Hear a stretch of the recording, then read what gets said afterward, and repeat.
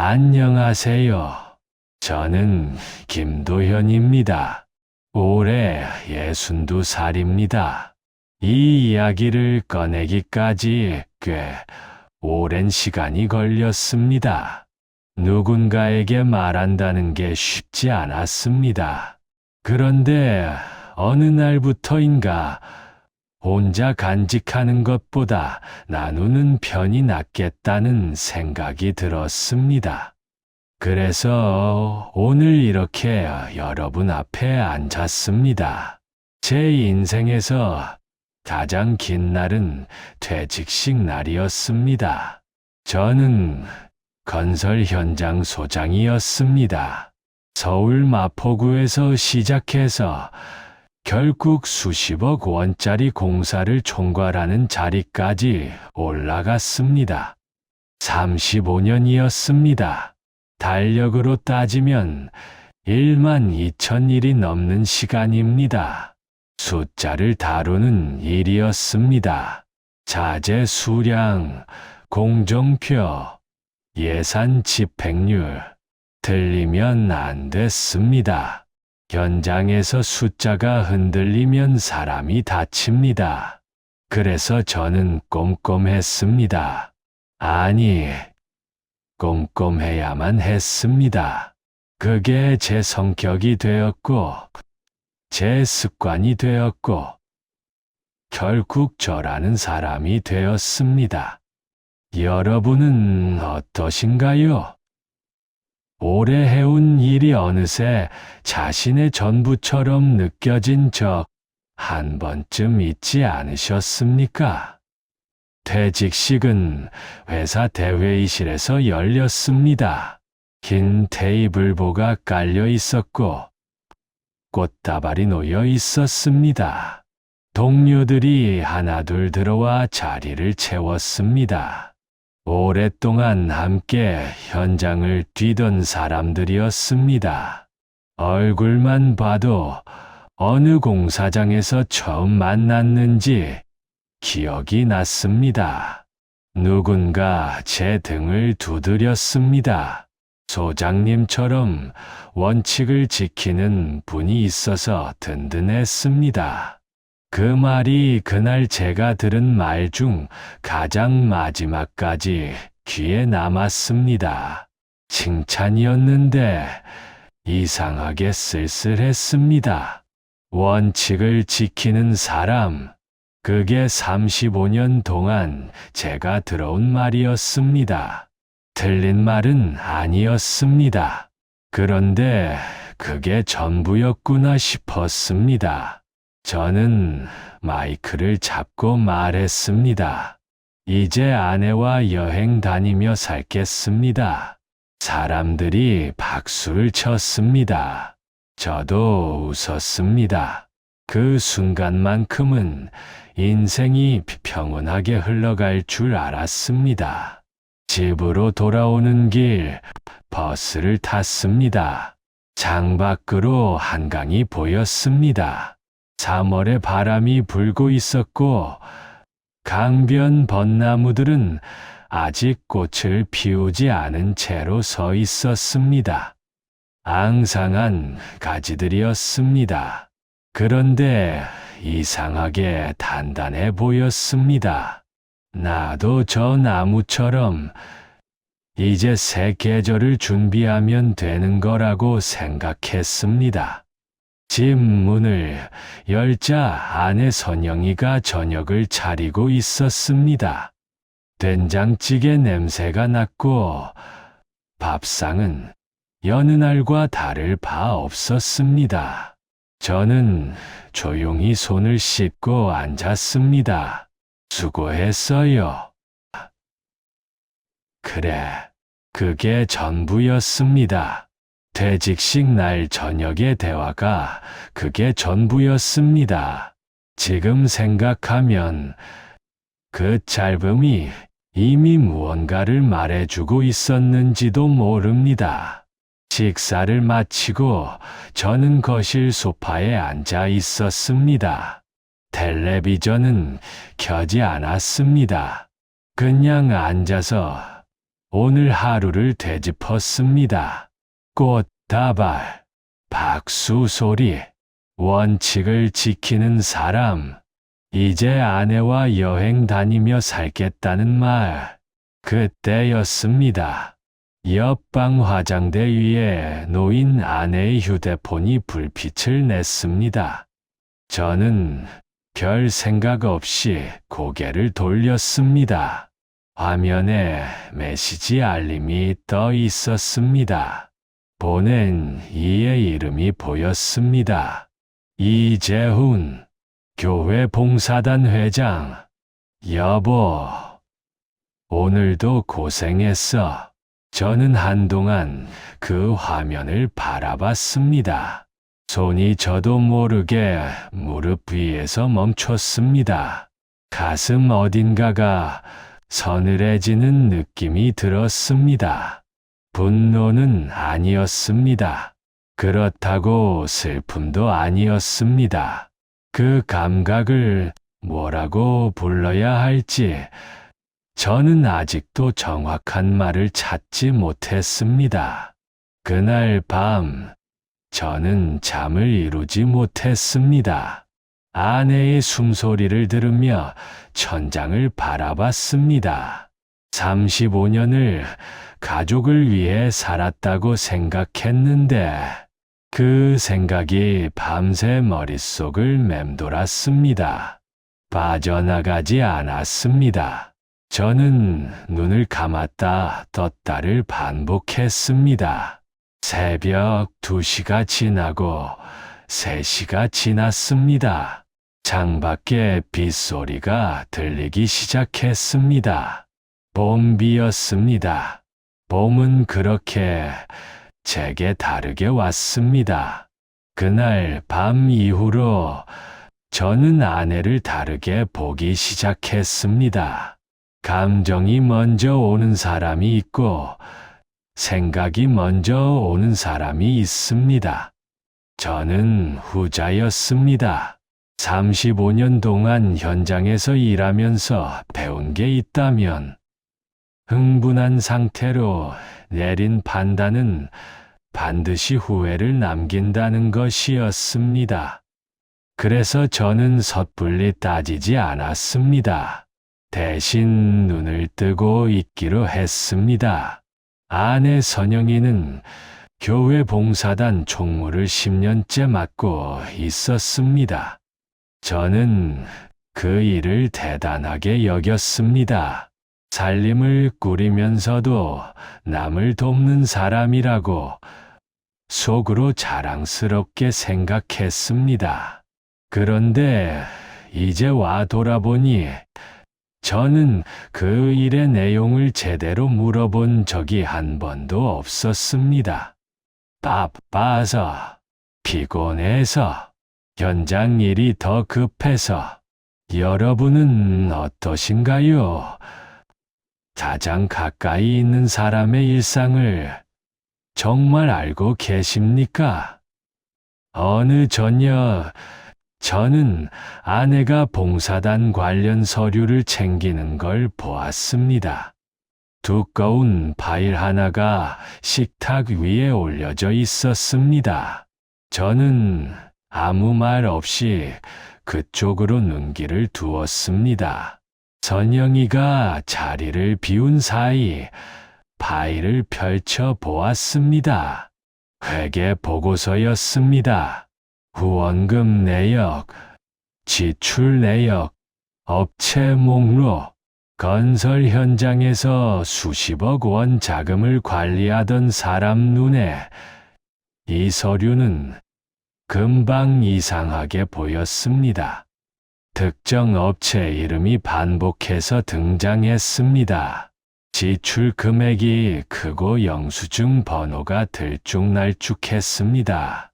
후원금 합계와 실제 지출 합계가 맞지 않았습니다.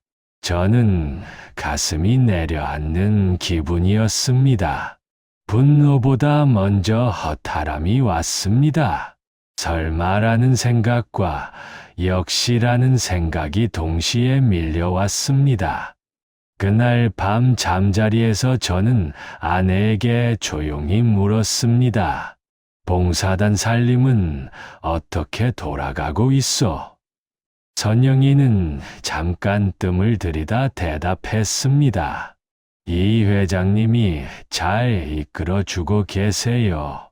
후원도 많이 늘었고요. 이재훈, 그 이름이 또 나왔습니다. 저는 더 묻지 않았습니다. 감정을 내보이면 안 된다는 걸 알았습니다. 서두르면 오히려 진실이 흐려집니다. 현장에서도 그랬습니다. 사고가 났을 때 가장 위험한 건 당황한 사람이었습니다. 저는 당황한 사람이 되고 싶지 않았습니다. 그렇지만 솔직히 말씀드리면 그 침묵은 쉽지 않았습니다. 35년을 가족을 위해 살았습니다. 주말도 없이 현장을 지켰습니다. 아이들 학교 행사에 못 간 날이 손에 꼽히지 않았습니다. 명절에도 공사 마감 때문에 늦게 도착한 적이 있었습니다. 그때마다 선영이가 말했습니다. 당신이 고생해서 우리가 사는 거잖아요. 저는 그 말을 믿었습니다. 아니, 그 말에 기대어 살았습니다. 제가 말씀드리고 싶은 건요. 배신이 무서운 건 행위 자체가 아닙니다. 내가 믿어온 세계가 통째로 흔들린다는 데 있습니다. 지금껏 쌓아온 것들이 모두 다른 모습으로 보이기 시작하는 그 순간, 그게 진짜 고통입니다. 며칠이 지났습니다. 저는 봉사단 행사에 한번 따라가겠다고 했습니다. 아내는 조금 놀란 얼굴을 했습니다. 갑자기 왜요? 퇴직했으니 시간이 많지 않소. 나도 봉사 한번 해볼까 해서. 행사장에서 이재훈을 처음 제대로 마주쳤습니다. 잘 차려입은 사람이었습니다. 악수를 청하며 웃었습니다. 눈이 웃지 않는 사람이 있습니다. 저는 그것도 현장에서 배웠습니다.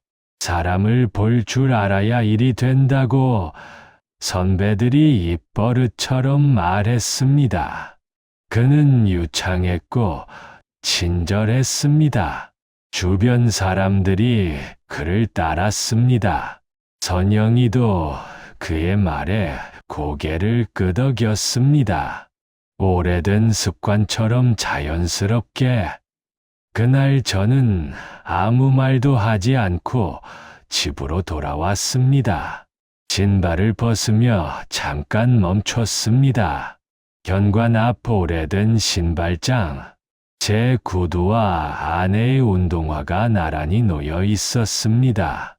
35년 동안 그랬던 것처럼 저는 그날 밤 결심했습니다. 분노 대신 증거, 감정 대신 사실, 무너지는 대신 알아가기로. 어떤 일이든 제대로 끝내야 한다면 제대로 시작해야 합니다. 그것만은 35년이 가르쳐 준 것이었습니다. 결심은 했습니다. 그런데 막상 다음 날 아침이 오자 어디서부터 시작해야 할지 몰랐습니다. 아내는 여느 날처럼 일어나 미역국을 끓였습니다. 저는 여느 날처럼 신문을 펼쳤습니다. 밥상에 마주 앉아 숟가락을 들었습니다. 말이 없었습니다. 원래도 말이 많은 부부는 아니었습니다만 그날의 침묵은 달랐습니다. 무거웠습니다. 저는 국물을 한 숟갈 떠서 입에 넣고 창밖을 봤습니다. 봄비가 내리고 있었습니다. 제가 말씀드리고 싶은 건요. 오랜 세월을 함께 산 사람과 마주 앉아 있는데 그 사람이 낯설게 느껴지는 순간이 있습니다. 그 낯설미 무섭지 않고 그냥 쓸쓸하다는 게 어쩌면 더 무서운 일인지도 모릅니다. 저는 그날 오후부터 움직이기 시작했습니다. 아내 몰래 봉사단 회계 자료를 다시 살폈습니다. 행사 때 눈여겨봐 둔 것들, 식탁 위 파일에서 기억해 둔 숫자들을 노트에 옮겨 적었습니다. 오래된 공사 수첩 뒷장에 연필로 꼼꼼히 썼습니다. 현장에서 늘 하던 방식이었습니다. 의심이 생기면 먼저 기록부터 남긴다. 후원금이 들어온 날짜와 지출된 날짜가 맞지 않았습니다. 존재하지 않는 것 같은 업체 이름들이 반복됐습니다. 영수증 번호 순서가 뒤섞여 있었습니다. 낱낱이 놓고 보면 작은 것들이었습니다. 그러나 건설 현장에서 배운 것이 있습니다. 작은 균열이 큰 붕괴를 만듭니다. 문제는 저 혼자서는 더 나아갈 수가 없다는 것이었습니다. 증거가 될 만한 원본 서류는 봉사단 창고에 있었습니다. 거기까지 손이 닿으려면 핑계가 필요했습니다. 그렇다고 아들에게 털어놓을 수는 없었습니다. 자식한테 어미 이야기를 꺼내는 건 아직 제가 넘어서지 못하는 선이었습니다. 오랜 친구한테라도 말할까 싶었지만 입이 열리지 않았습니다. 부끄러워서가 아니었습니다. 말로 꺼내는 순간 이 일이 진짜가 되어버릴 것 같았습니다. 여러분은 어떠신가요? 혼자 삼키고 싶은데 혼자서는 감당이 안 되는 그런 순간 살면서 한 번쯤은 겪어보셨습니까? 어느 날 저녁 오래된 앨범을 꺼냈습니다. 딱히 이유가 있던 건 아니었습니다. 서랍 정리를 하다 손에 잡혔습니다. 첫 장을 펼치자 신혼시절 사진이 나왔습니다. 마포 어느 작은 음식점 앞에서 찍은 사진이었습니다. 선영이가 웃고 있었고 저는 굳은 표정으로 서 있었습니다. 그때도 저는 잘 웃지 않는 사람이었습니다. 그 사진을 한참 바라봤습니다. 저 시절의 선영이는 무엇을 바라봤을까요? 저는 가족을 먹여 살리는 게 전부인 줄 알았습니다. 그게 사랑이라고 믿었습니다. 그런데 어쩌면 그것만으로는 부족했던 걸까요? 앨범을 덮었습니다. 손이 조금 떨렸습니다. 그즈음 교회 봉사단에서 행사 자원봉사 공고가 났습니다. 30주년 기념 행사를 준비한다고 했습니다. 저는 이름을 올렸습니다. 아내는 또 의아한 표정을 지었습니다. 봉사는 갑자기 왜요? 당신이 그런데 관심이 있었어요. 나도 퇴직하고 나니까 뭔가 해야 할 것 같아서. 선영이는 더 묻지 않았습니다. 저도 더 말하지 않았습니다. 부부 사이의 대화가 이렇게 얕아진 게 언제부터였는지 저는 정확히 기억하지 못합니다. 아마도 오래전부터였을 것입니다. 봉사단 창고를 처음 들여다본 건 행사 준비 이틀째였습니다. 물품 정리를 돕겠다고 자청했습니다. 창고 구석에 박스 하나가 있었습니다. 먼지가 쌓여 있었습니다. 안에는 영수증 묶음과 인쇄된 서류들이 가득했습니다. 저는 태연하게 물품을 정리하는 척하면서 서류 몇 장을 눈으로 훑었습니다. 그리고 조용히 휴대폰 카메라를 꺼냈습니다. 손이 떨리지 않도록 숨을 한 번 고르고 셔터를 눌렀습니다.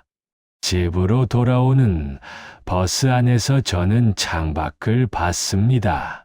4월의 벚꽃이 지고 있었습니다. 꽃잎들이 바람에 떨어졌습니다. 누군가에겐 아름다운 풍경이겠지요. 저는 그날 그것이 아름답게 보이지 않았습니다. 그냥 지는 것들이었습니다. 그날 밤, 저는 수첩을 다시 꺼냈습니다. 새로 찍은 사진들을 꼼꼼히 들여다봤습니다. 퍼즐이 맞춰지고 있었습니다. 그런데 퍼즐이 완성될수록 저는 기쁘지 않았습니다. 진실을 알게 된다는 건 늘 그런 것이었습니다. 알고 싶었지만 알고 나면 되돌릴 수가 없습니다. 저는 수첩을 덮고 불을 껐습니다. 어두운 방 안에서 한참 앉아 있었습니다. 이대로 덮을 수도 있었습니다. 모른 척하고 살 수도 있었습니다. 나이 62에 싸움을 시작하는 게 무슨 의미가 있냐고, 그냥 조용히 살면 되지 않냐고. 그런 말들이 머릿속을 맴돌았습니다. 그러나 저는 알고 있었습니다.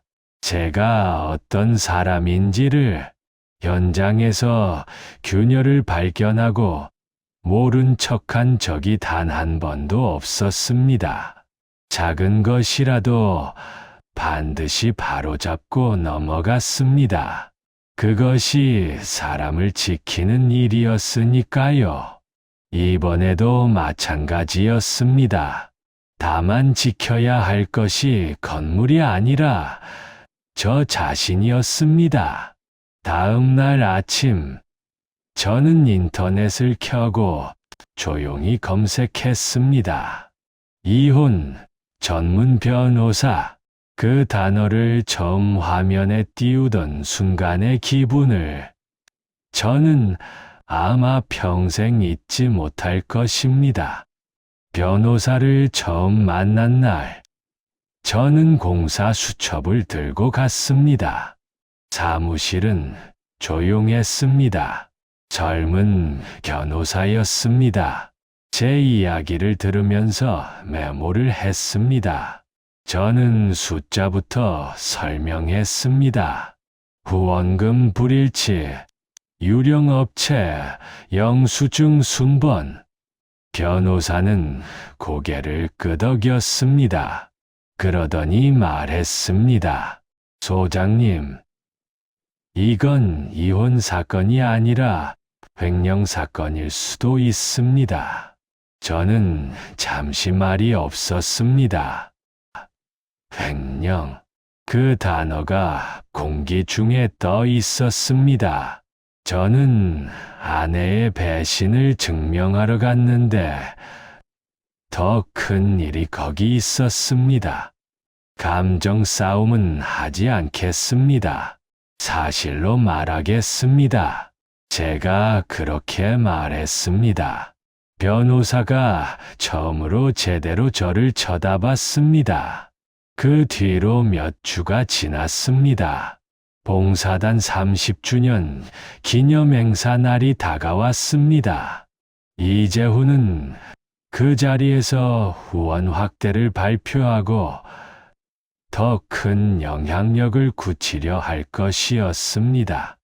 저는 알고 있었습니다. 그날이 마지막 기회라는 것을. 여러분은 어떠신가요? 오래 참아온 것을 마침내 꺼내야 하는 순간 두렵지 않으셨습니까? 저는 두려웠습니다. 솔직히 말씀드리면 그렇습니다. 틀릴 수도 있었습니다. 제가 오해한 것일 수도 있었습니다. 그 자리에서 망신을 당할 수도 있었습니다. 그런 생각들이 행사 전날 밤까지 머릿속을 맴돌았습니다. 그러나 저는 수첩을 다시 펼쳤습니다. 숫자는 거짓말을 하지 않았습니다. 숫자는 단 한 번도 저를 배신한 적이 없었습니다. 행사 당일 강당에는 사람이 많았습니다. 오랜 후원자들, 교인들, 지역 유지들. 이재훈은 단상 위에 서서 환하게 웃고 있었습니다. 선영이는 앞자리에 앉아 있었습니다. 저는 뒤쪽에 조용히 자리를 잡았습니다. 행사가 시작됐습니다.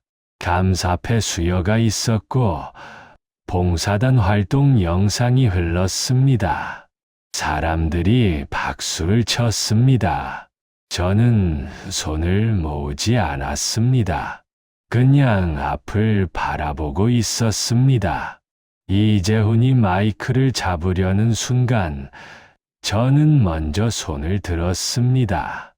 잠깐 한 말씀 드려도 되겠습니까? 장내가 조용해졌습니다.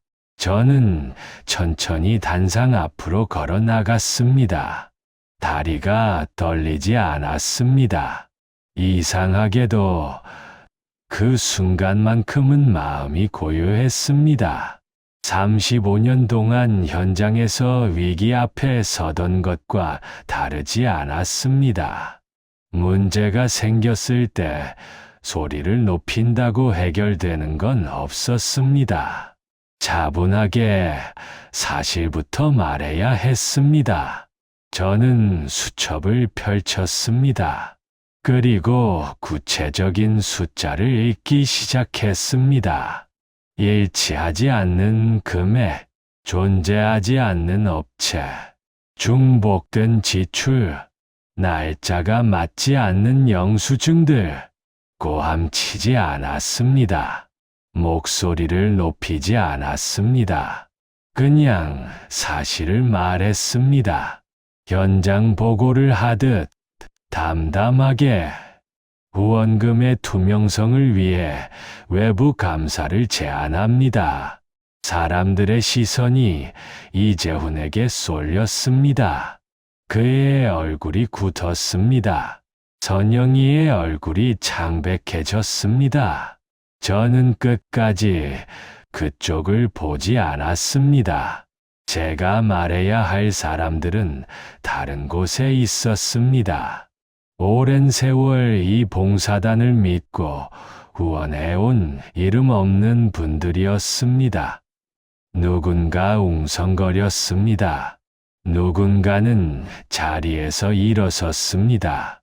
이재훈이 마이크를 잡으려 했지만 이미 분위기는 돌아서 있었습니다. 제가 말씀드리고 싶은 건요. 침착함은 강한 척이 아닙니다. 오래 준비한 사람만이 가질 수 있는 것입니다. 저는 그날 비로소 알았습니다.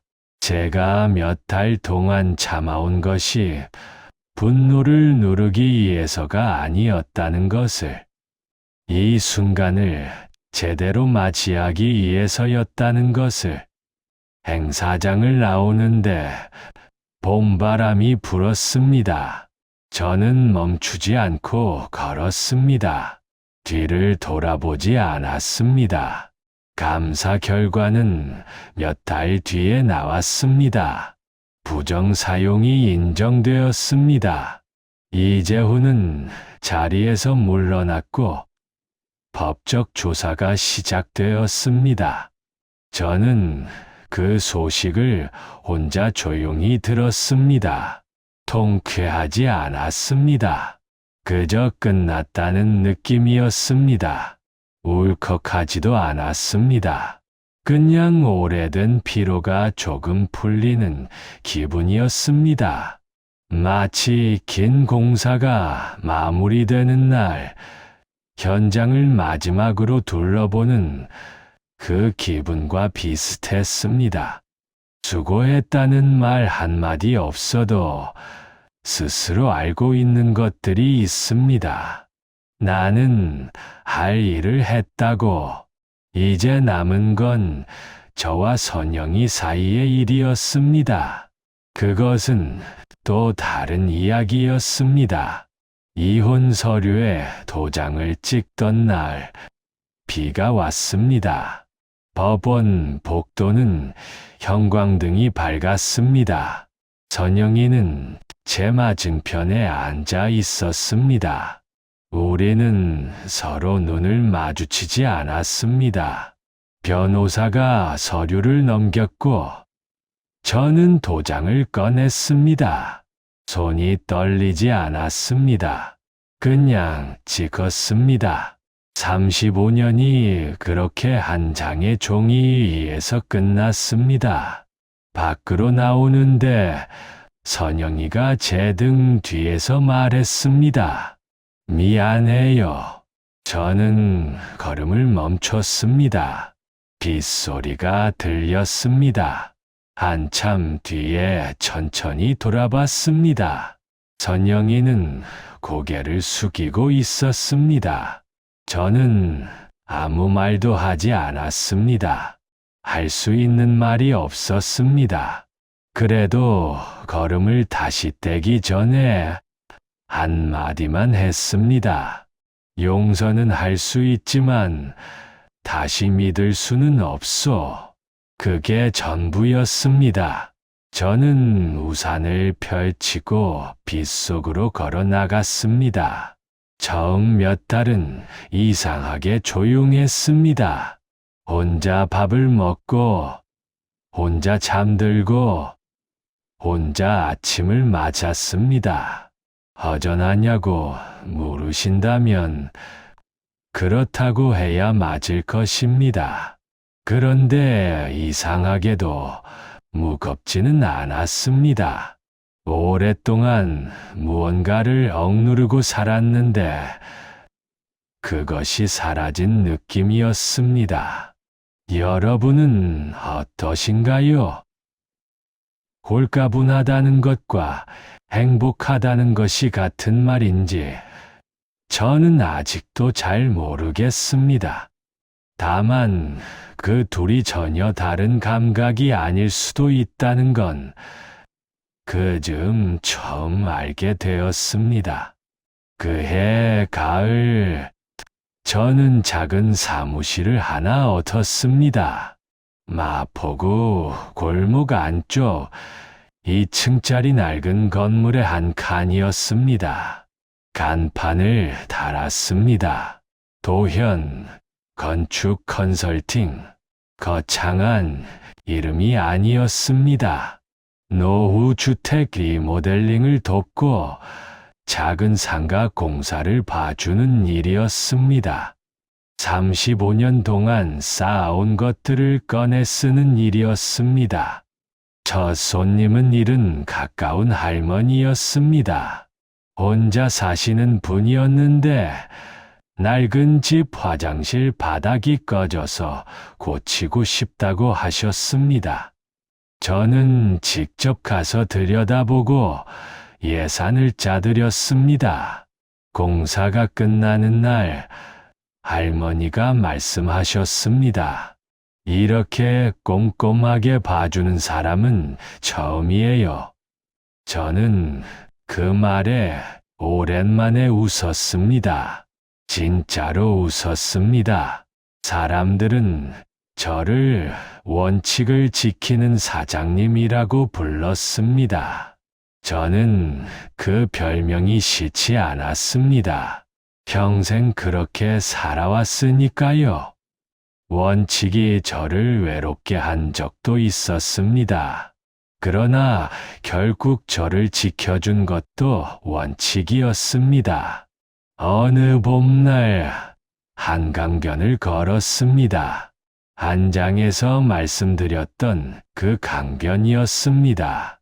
되직식 날 버스 창밖으로 바라보던 그 강이었습니다. 그때는 나무가 앙상했는데 이제 꽃이 피어 있었습니다. 저는 벤치에 잠깐 앉아 강을 바라봤습니다. 바람이 불었습니다. 꽃이 몇 장이 어깨 위로 떨어졌습니다. 저는 조용히 중얼거렸습니다. 누구에게 하는 말도 아니었습니다. 이제는 나를 위해 살겠다. 그 말이 부끄럽지 않았습니다. 오히려 오래전에 했어야 했던 말처럼 느껴졌습니다. 여러분, 인생은 전반전보다 후반전이 더 솔직합니다. 전반전에는 체면이 있었습니다. 참아야 할 것이 있었습니다. 버텨야 할 자리가 있었습니다. 그런데 후반전에 오면 어느 순간 그 모든 것이 무게를 잃기 시작합니다. 남은 게 뭔지, 내가 진짜 무엇을 원하는지 비로소 보이기 시작합니다. 저는 배신을 당했습니다. 오래 믿어온 사람에게 오래 쌓아온 것을 흔들렸습니다. 그 고통이 작지 않았습니다. 그러나 그 고통이 저를 더 단단하게 만들었습니다. 무너지지 않으려고 버틴 게 아니라 무너진 자리에서 다시 고른 것들이 저를 세웠습니다. 제가 마지막으로 드리고 싶은 말씀은 이것입니다. 아직 늦지 않았습니다. 나이가 몇이든, 지금 어떤 자리에 계시든, 지금 이 순간에도 선택할 수 있습니다. 분노 대신 원칙을, 침묵 대신 준비를, 포기 대신 나 자신을. 오늘도 들어주셔서 감사합니다.